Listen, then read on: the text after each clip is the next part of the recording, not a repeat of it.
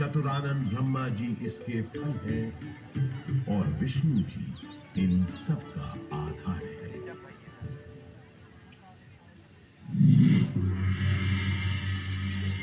गौतम बुद्ध के काल में भी प्रयाग का बड़ा महत्व था।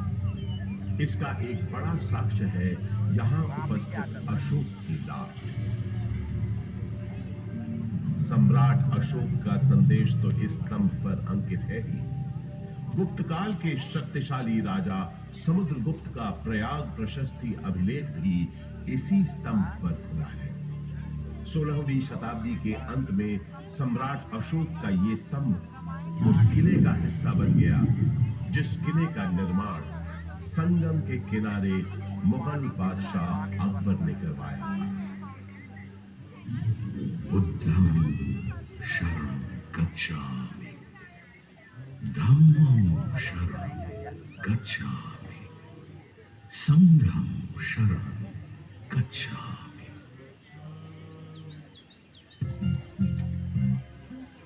हजारों वर्ष पुराने इस प्रयाग नामक नगर के आध्यात्मिक और धार्मिक महत्व से बादशाह अकबर इतने प्रभावित हुए कि उन्होंने यहाँ एक नया शहर ही बसा दिया और उसका नाम रखा इलाहाबाद, जो वक्त के साथ साथ बन गया इलाहाबाद।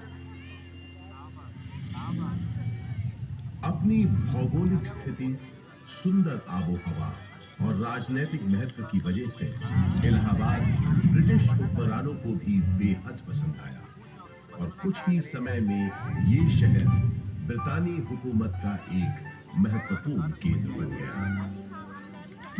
इलाहाबाद हाईकोर्ट इसका एक जीवंत उदाहरण है। देश के 4 उच्च न्यायालयों में से तो एक ये है ही।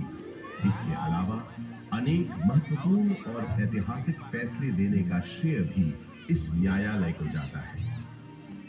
शिक्षा के प्रसार के लिए अंग्रेजों द्वारा बनाया गया इलाहाबाद विश्वविद्यालय इस शहर को उनका दूसरा महत्वपूर्ण योगदान था। इलाहाबाद विश्वविद्यालय की स्थापना 16 नवंबर 1887 को हुई। पूरब का ऑक्सफोर्ड कहे जाने वाले इस विश्वविद्यालय का शुरुआती नाम न्यूयॉर्क सेंट्रल कॉलेज था। यहाँ का विजयनगरम हॉल और 7 खंडी मीनारें इतनी सुंदर और आकर्षक है कि आते जाते लोगों की निगाहें बरबस अपनी ओर खींच लेती हैं। 20वीं सदी की शुरुआत से ही इलाहाबाद हिंदी साहित्य का एक बहुत बड़ा केंद्र बनकर उभरा। ऐसी ही कुछ प्रसिद्ध शख्सियतों के नाम एकाएक तब याद आते हैं जब इस शहर से जुड़े साहित्यकारों की बात होती है, जैसे हास्य व्यंग के मशहूर शायर अकबर इलाहाबादी साहब, फिराक गोरखपुरी जो उर्दू के जाने माने शायर तो थे ही, अंग्रेजी भाषा के भी प्रकांड पंडित थे, महादेवी वर्मा हिंदी की सशक्त कवियत्री जो आधुनिक मीरा के नाम से भी जानी गई, सुमित्रा नंदन पंत हिंदी साहित्य के छायावादी युग के महत्वपूर्ण स्तंभ, मधुशाला के लेखक और हिंदी साहित्य के पुरोधा कवियों में से एक हरिवंश राय बच्चन और अपने नाम ही के अनुरूप हिंदी भाषा के निराले कवि सूर्यकांत त्रिपाठी निराला, जिनकी ये कविता तो अद्भुत है। देखा मैंने उसे इलाहाबाद के पथ पर, वो तोड़ती पत्थर, चढ़ रही थी धूप गर्मियों के दिन, दिवा का तमतमाता रूप, उठी झुलसाती हुई लू, हुई जूं जलती हुई भूख, गर्द चिंगी छा गया, प्राय हुई दोपहर, वो तोड़ती पत्थर देखा मैंने उसे इलाहाबाद के पथ पर, देखा मैंने उसे इलाहाबाद के पथ पर। कला और साहित्य के साथ साथ राजनीति का भी खास गढ़ रहा है प्रयागराज। स्वतंत्रता संग्राम के अनेक शूरवीरों और गणमान्य व्यक्तियों का नाता इस शहर से रहा है, जैसे पंडित मोतीलाल नेहरू, राजश्री पुरुषोत्तम दास टंडन, महामना मदन मोहन मालवीय आदि। स्वतंत्र भारत के पहले प्रधानमंत्री पंडित जवाहरलाल नेहरू का जन्म इसी शहर में हुआ था। उनका घर आनंद भवन स्वाधीनता संग्राम की गतिविधियों का एक बड़ा केंद्र था, जिसकी वजह से प्रयागराज भी आजादी की लड़ाई का एक महत्वपूर्ण हिस्सा बन गया।